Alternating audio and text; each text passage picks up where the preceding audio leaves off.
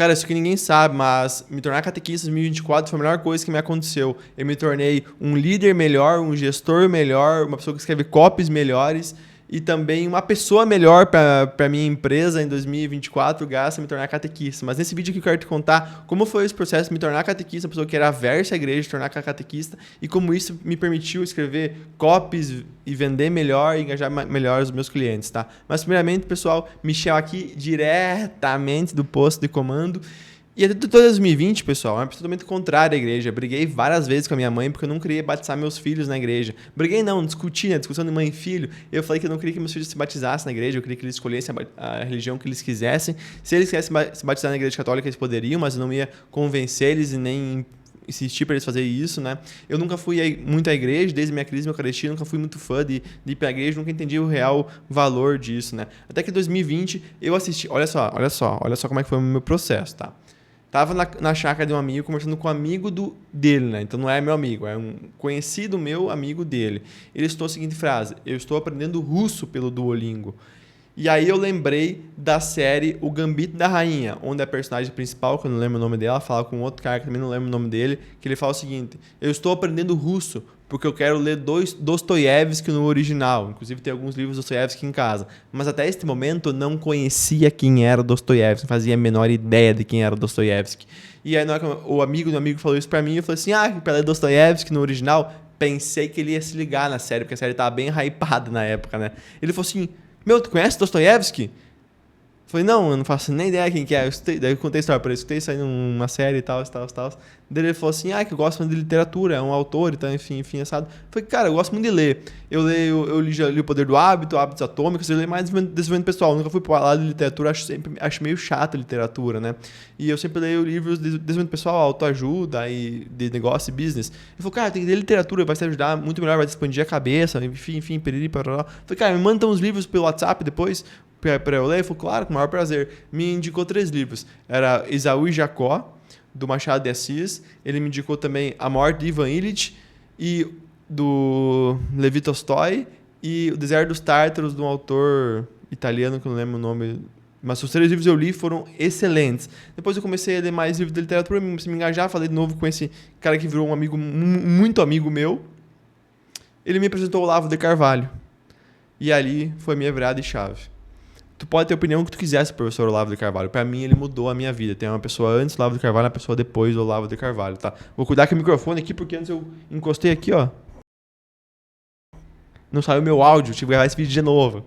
Tá, beleza. Aí, no meio disso aí, comecei a me aproximar mais da igreja. Eu vi o valor de ir pra igreja católica, de participar mais participativo, entendi mais o valor de Deus e comecei a me aproximar mais da igreja. E aí eu percebi que só tinha poucas pessoas na igreja, pessoas mais novas, né? A maioria do pessoal ir pra igreja é tudo pessoal mais velho, o pessoal é mais novo, é mais por conveniência, batizado, coisas desses estilos, ou ia lá de vez em quando Páscoa, Natal, e eu queria ser mais participativo. Comecei a ir mais na igreja, comecei a comunhar, ter comunhão só quando eu me confessasse, tivesse livre de pecados e tal, isso ninguém faz aqui na minha igreja. E aí, numa conversa com os amigos, mãe dos amigos meus, elas falaram o seguinte: eu não gosto muito da igreja por causa que é muito tradicionalista, as ideias não são antiquadas e tal. Eu falei, meu Deus do céu. Então, cara, se o pessoal acha que é isso aí, eu tenho que dar um jeito de melhorar, porque eu acredito na seguinte tese, olha. O problema existe em 2 lados. Em toda coisa acontece 2 lados. O problema e a solução. E automaticamente, se não faz parte de um, não faz parte do outro. Então, se eu não fizer parte da solução para as pessoas voltarem à igreja, acreditarem mais em Deus, assim como eu era antes, quero mostrar para as pessoas como é que eu me melhorei como pessoa e quero fazer com que elas também tenham essa transformação que eu tive, né? Esse é o meu maior desejo. Então, se não faço parte da solução, automaticamente faço parte do problema. E eu não quero fazer parte do problema. Então, eu pensei assim, agora eu vou ser catequista. Perguntei pra minha mãe como é que fazia para ser. Minha mãe foi catequista durante 8 anos. E ela tinha largado de ser de catequista, vim por compromisso e tal, eu resolvi assumir o lugar dela daí.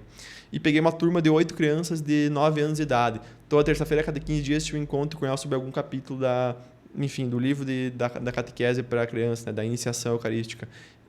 E eu percebi que eu não era muito bom catequista, porque eu não tinha ideia do que explicar. Eu comecei a daí ver cursos, eu nunca li a Bíblia, nunca entendi de fato como é que era a catequese, comecei a ver cursos daí de vários padres de catequese para adultos, entender mais a parte que precisava explicar para as crianças. E aí aceitei o desafio e fui lá. Primeiro encontro foi uma porcaria, cara. Foi uma porcaria. Não consegui explicar para as crianças que eu queria passar. Elas falavam bastante, eu não conseguia controlar, não tinha autoridade sobre elas.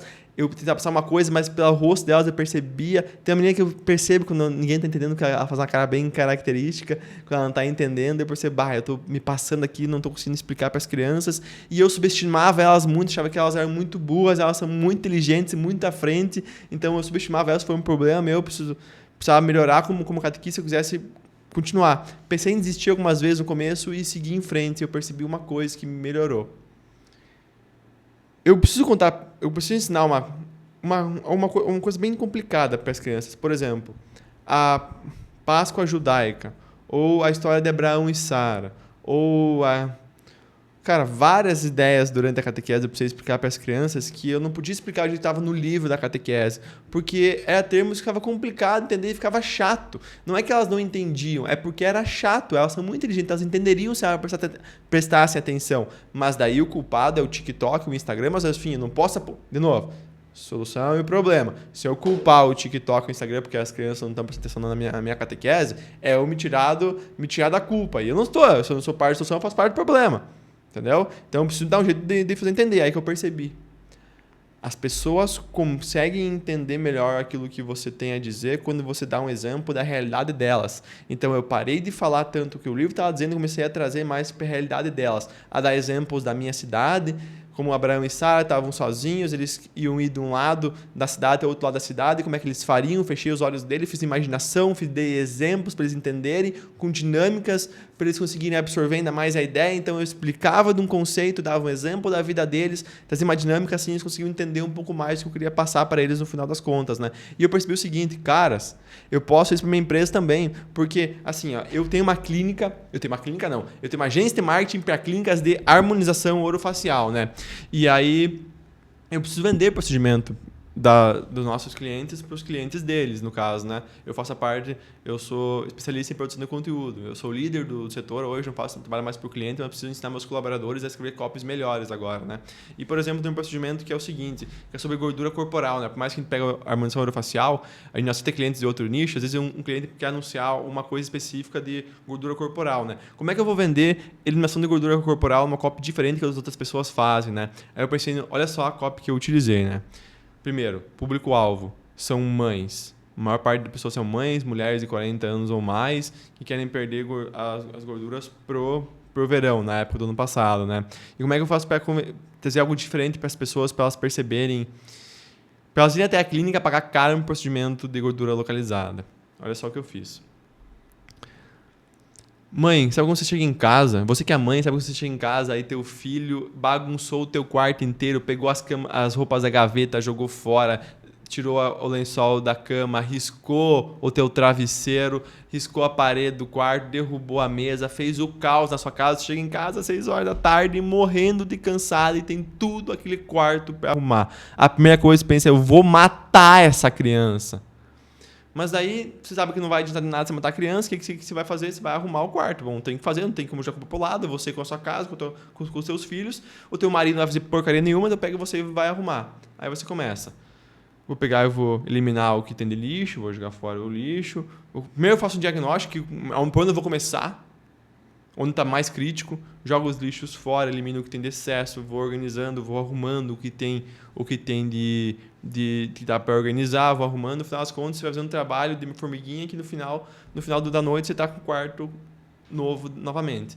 É a mesma coisa com a gordura localizada aqui na clínica. Se você quer perder gordura esse ano, vem até aqui a minha clínica, eu vou fazer o mesmo processo que você fez no quarto quando você chegou em casa. Eu vou diagnosticar onde incomoda mais seus problemas, vou eliminar o lixo, no caso o excesso de gordura que tem no seu corpo, e vamos otimizar o restante, deixando mais organizado para te conseguir ter um corpo com menos peso na balança e mais definição para te sentir melhor consigo mesma. Bum! Aí que eu encontrei a copy, tá ligado? Eu não posso falar para as pessoas que eu venho até que eu vou fazer você emagrecer. Essa cópia é muito barata. Eu preciso criar mais uma narrativa, um storytelling. E é isso que eu aprendi com as minhas crianças, 9 anos na catequese no passado. 8 crianças, 9 anos. Crianças muito inteligentes. E eu aprendi com o seguinte, que eu preciso fazer essa comparação para elas entenderem de fato o que eu estou dizendo para elas.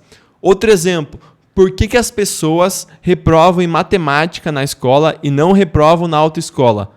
Se a dificuldade é muito próxima, eu diria, tá? Se não for igual. Por que é muito próximo? Porque os outros não sabem de muita coisa. A expressão na autoescola que é melhor, porque na autoescola tu vive todo dia o teu dia a dia. Matemática tu não vive. Não vive? Não. Tu não observa ou o teu professor não explica ao certo, entendeu? Por exemplo, na autoescola, eles dão exemplo da placa de trânsito, dos sinais, do comportamento do dia a dia do ser humano, enfim, vai explicando as situações, placa de declive para cá, de inclive para cá, declive, aclive, acentuada para a direita, acentuada para a esquerda, placa de par, enfim, siga, de preferência, enfim, várias placas, né? Na matemática, vem a questão do caralho, eu falo o seguinte para uma criança da segunda série, da terceira série do fundamental. Tu tem 120 balas que dividir para 30 crianças. Puta que eu pariu, meu. Quando a criança vai ter 120 balas, tá ligado?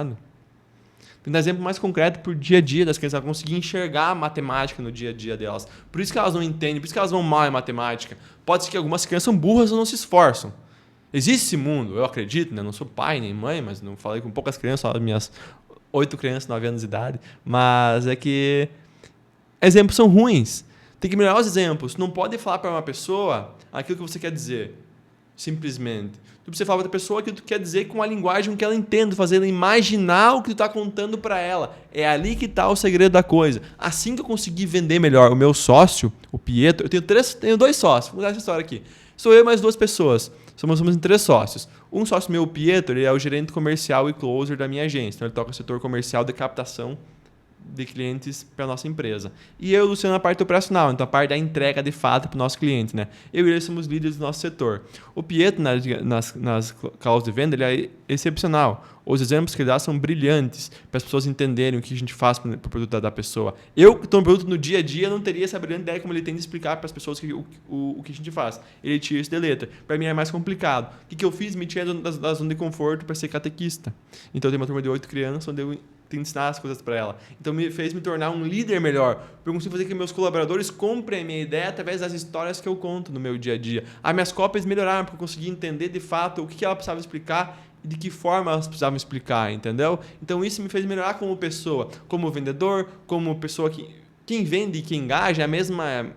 É a vender ideia do mesmo jeito. Então quem vende, engajar, ser o líder das pessoas, eu consegui melhorar muito mais minha capacidade de argumentação e didática dando aula para crianças de 8 anos de idade, então, 9 anos de idade, 8 crianças de 9 anos de idade. O que eu indico para você fazer agora, então, é se tirar um pouco da zona de conforto, fazer algo que você nunca fez. Por exemplo, abrir um vídeo todo dia no YouTube e gravar durante 10 a 20 minutos, 10 a meia hora todos os dias o vídeo no YouTube. Isso vai melhorar com a tua didática. Como eu aprendi a falar com as crianças 9 anos no passado, que parecia impossível.